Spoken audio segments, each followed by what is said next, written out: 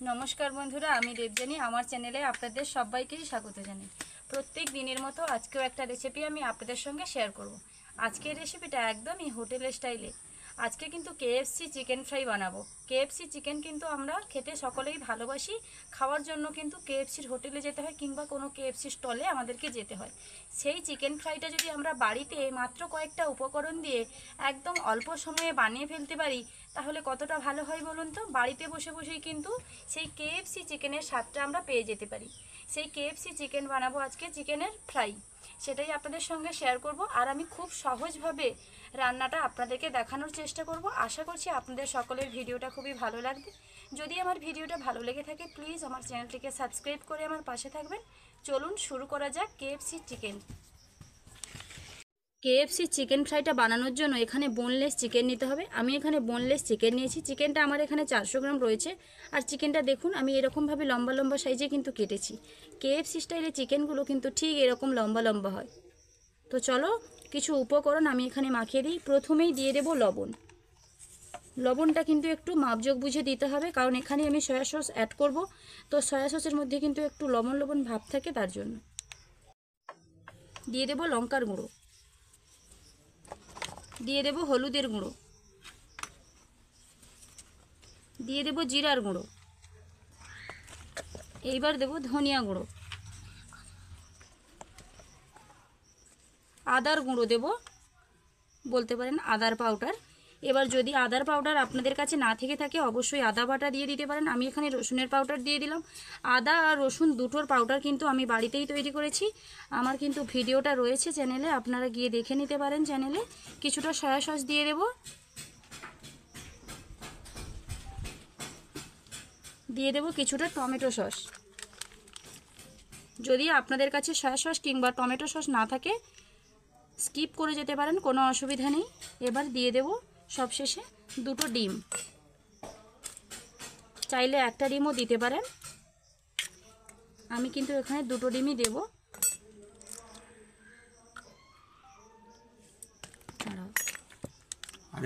সবশেষে দিয়ে দেব পাতিলেবু অর্ধেকটা। একদমই কেএফসি স্টাইলে চিকেনের স্বাদটা পেতে গেলে কিন্তু সমস্ত উপকরণ একদম মাপজোক বুঝে সমস্ত উপকরণ দিতে হবে। আর কিছুটা আমি পাতিলেবুর রসটা দেব। অনেক অনেক পাতিলেবুতে কিন্তু খুব ভালোভাবে রস থাকে, দেখছি এটাই খুব একটা রস নেই, তো আরেকটা ফালি দিয়ে দেব। আবারও কিছুটা পাতিলেবুর রস দিয়ে দিচ্ছি। সমস্ত উপকরণ দেওয়া হয়ে গেছে।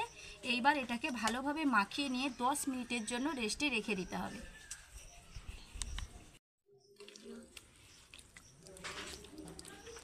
খুব ভালোভাবে মাখতে হবে যাতে প্রত্যেকটা চিকেনের গায়ে সমস্ত মশলাটা লেগে থাকে। অনেক সময় এরকমভাবে মশলা মাখাতে গিয়ে মশলাগুলো কিন্তু ডলা পেকে যায়, সেই রকম যেন না হয়। খুব ভালোভাবে হাত দিয়ে মেখে নিতে হবে।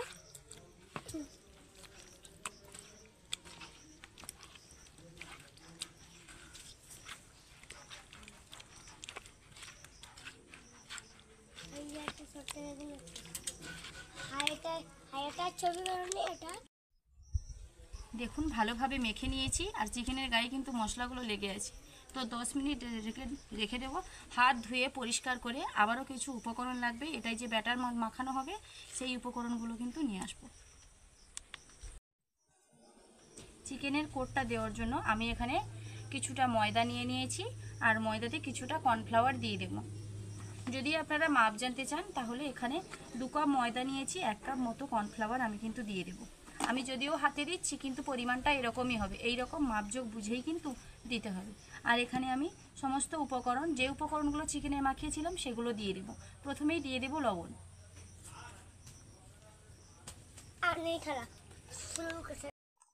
দিয়ে দেবো হলুদের গুঁড়ো, দিয়ে দেবো জিরার গুঁড়ো, দিয়ে দেবো লঙ্কার গুঁড়ো, দিয়ে দেবো আদার পাউডার, একটু বেশি হয়ে গেছিলো কমিয়ে দিলাম, দিয়ে দেবো ধনে গুঁড়ো, দিয়ে দেবো রসুনের পাউডার,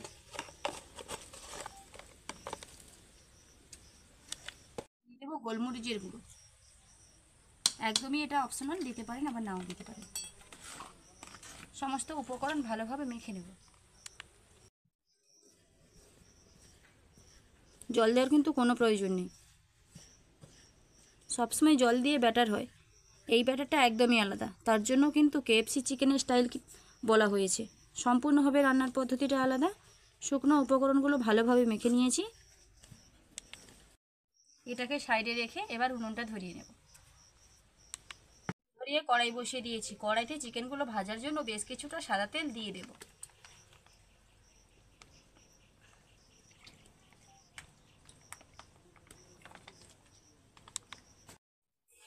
তেলটা গরম হতে হতে এদিকে কিন্তু চিকেনগুলো আমি দেখব বেশ কিন্তু ভালো নরম হয়ে গেছে। যতটা নরম ছিল তার থেকেও ডাবল নরম হয়ে গেছে। এত সময় মশলার মধ্যে পড়েছিল তার জন্য। খুব বেশি সময় না হলেও 10 থেকে 12 মিনিটই হয়েছে। আমি বলেছিলাম 10 মিনিট রাখবো, তবে এগুলো করতে করতে 12 মিনিট হয়ে গেল। এইবার কিন্তু শুকনো যে ময়দা আর কর্নফ্লাওয়ার মাখিয়ে রেখেছিলাম তার মধ্যে দিয়ে দিলাম। দিয়ে কিন্তু হালকা করে এরকম মাখিয়ে দেবে না, অনেকে হালকা করে মাখিয়ে দেয়, এরকম কিন্তু চাপ দিয়ে দিয়ে মাখতে হবে। এই দেখুন, হাত দিয়ে খুব ভালোভাবে চাপ দিয়ে দিয়ে মাখতে হবে।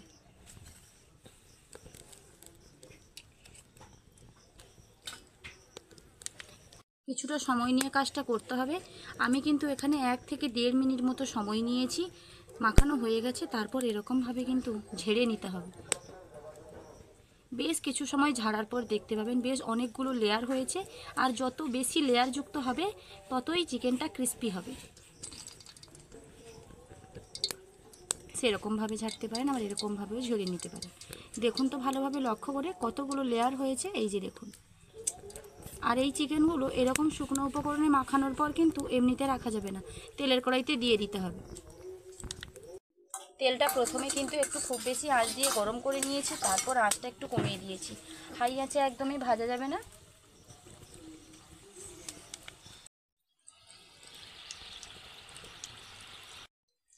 একই রকমভাবে মেখে সবগুলো দিয়ে দেবো কড়াইতে যতগুলো ধরে। একই রকমভাবে সবগুলো আমি একে একে দিয়ে ভালোভাবে ভেজে নেব।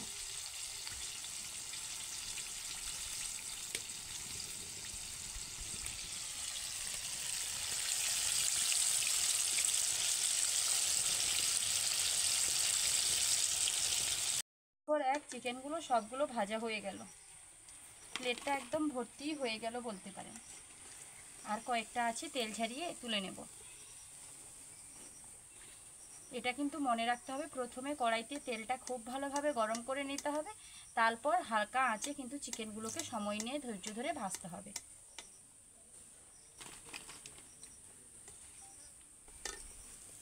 কতটা সুন্দর হয়েছে দেখুন, মানে কালার হয়েছে। চিকেনগুলো দেখতে কতটা সুন্দর হয়েছে দেখুন।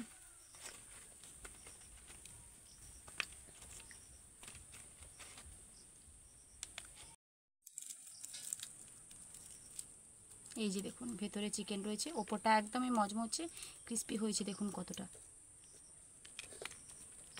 আরও একটা আপনাদের ভেঙে দেখাচ্ছি, এই দেখুন এতটাই ক্রিস্পি হয়েছে, আমারও কিন্তু দেখলে ভীষণ খেতে ইচ্ছে করছে। তাহলে বন্ধুরা, কেএফসি চিকেন কতটা অল্প সময়ে আর খুব সহজেই বাড়িতেই রেডি হয়ে গেল বলুন তো। তো আপনারাও যদি এরকম বাড়িতে রেডি করতে চান আমার ভিডিওটা অবশ্যই করে দেখবেন। আর যদি ভালো লেগে থাকে লাইক কমেন্ট ও শেয়ার করতে ভুলবেন না। আরও এরকম নতুন নতুন ধরনের ভিডিও পাওয়ার জন্য অবশ্যই আমার চ্যানেলটিকে সাবস্ক্রাইব করে আমার পাশে থাকবেন, যাতে প্রত্যেক দিন নতুন ধরনের ভিডিও আমি আপনাদের সঙ্গে শেয়ার করতে পারি।